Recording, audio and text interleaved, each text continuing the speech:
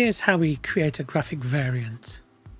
Firstly, we go to the Asset Library and we make sure we're in the Graphic Variant menu. Then in some empty space, I right click and I'm going to create a new asset, and that's going to be my new graphic variant. I'm going to give this new graphic variant a name. I'm going to call this one Super Duper, just so it's easy for me to find in the list later. Now, at the moment, there's no graphic attached to this graphic variant, so the next thing I do is I'm going to right click and select a graphic. As I come down here, this is the graphic I want. Now here you see CF text menu. There are two CF text menus. One is already a graphic variant. The one we want is just the graphic, so I'm going to select the graphic and click OK. This is the graphic that's going to feed this graphic variant. And if you look at the graphic itself, you can see all the fields with the data in it.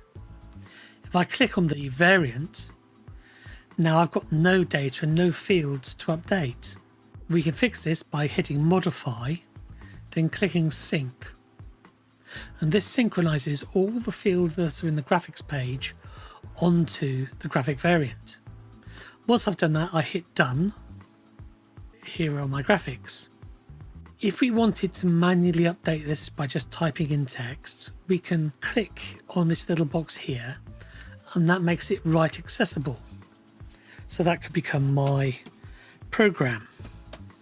And down here, it's creating a preview and it's saying my program. Notice that the graphic template is converting it all to uppercase. We can make this graphic variant smart. By doing that, what we can do is we can look at a schedule. So I'm going to choose a schedule down here. I'm going to choose the live channel, Film Live. So if I wanted to choose this title here as the current program, what I can do is I can use some pre-written code or pre-written expression, and the pre-written expression equal schedule.now.title. And what that's doing is that's bringing in the title from wherever the timeline is. If I move my timeline along to where it says Dark Raiders, my preview is now putting Dark Raiders in there. And the same for Emergency.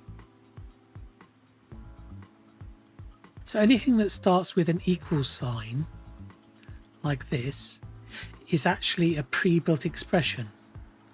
And you can find documentation on pre-built expressions from Pixel Power. For the next item, again, what I do for the title is I click here, make it active, and then it's schedule.next.title. And what that's going to do is this is the now item, and the next item is Ocean Planet, because it knows that a commercial break it doesn't want to promote. And we can do the same for the item afterwards. So here we are, program title 3, and that's looking at schedule.later.title. So where the time playhead is now, the timeline, this is the now, then we have the next, and there's the later.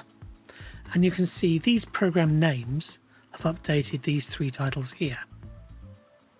Now, if we wish to put the time in, what we could do is we could do a similar thing.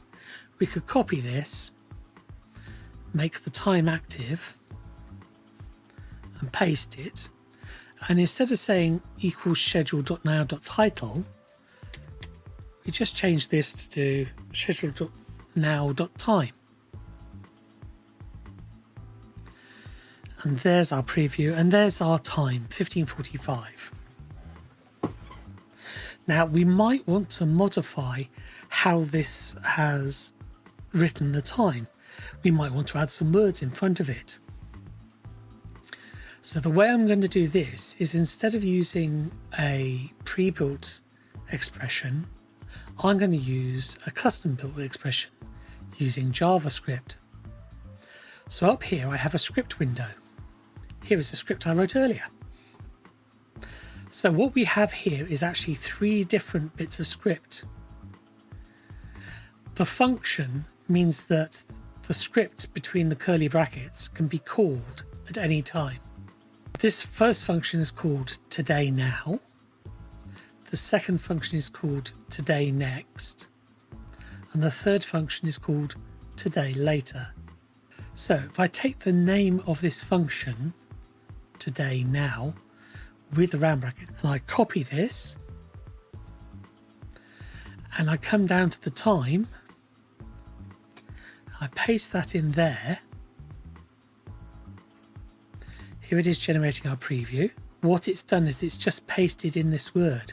So instead of just putting this in, I have to say that this is actually a piece of JavaScript. So I add an ampersand or an @ sign at the beginning. And now instead of putting the text today now, it's calling the today now function. So that's saying watch today at 1650.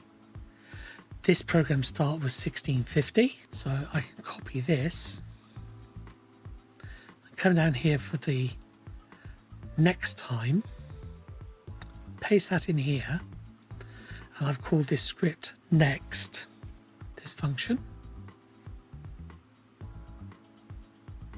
And we can do the same for the later program. Remember, the later one is the third item. And I called this script later. So this is how we've used a combination of pre-built expressions and also a JavaScript expression where we've modified the data. Once this is done, you click OK. The next thing we have to do is click commit, and there's my graphic variant, super duper, all ready to use.